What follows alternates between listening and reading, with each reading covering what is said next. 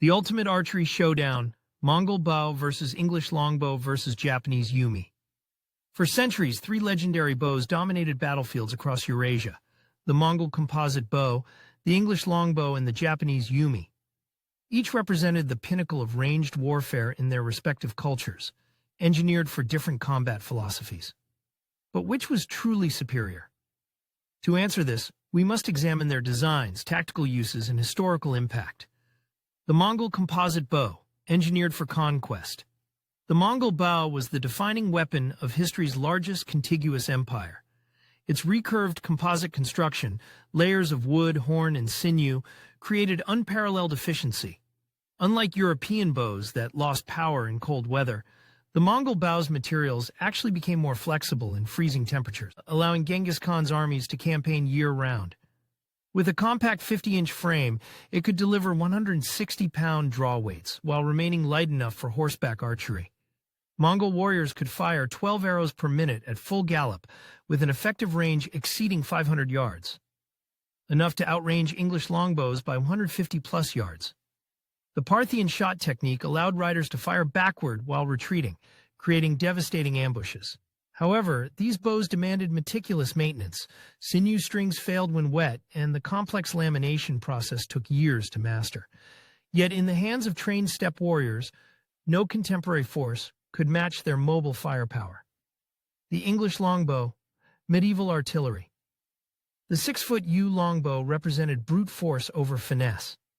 Requiring 150-plus pounds of draw strength, its arrows could penetrate plate armor at 250 yards, a capability that reshaped European warfare.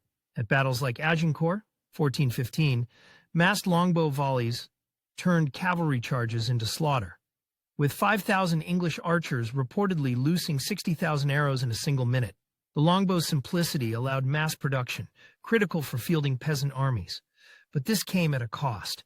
Archers needed a lifetime of training. Boys started at age 7, often developing skeletal deformities from the strain. Weather was another weakness. Rain rendered bows and strings useless, as demonstrated during England's disastrous campaigns in Scotland.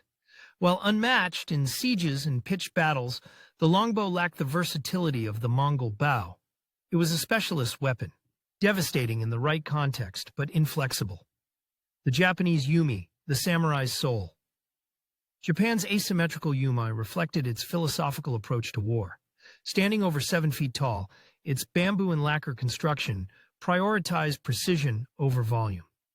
Unlike European archers, samurai practiced kyudo, the way of the bow, treating archery as a meditative discipline.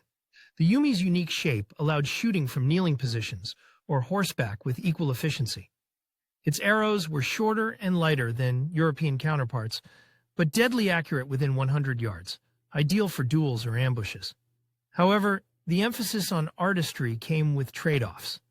The slow rate of fire, 3-5 arrows per minute, and complex craftsmanship made it ill-suited for large-scale battles.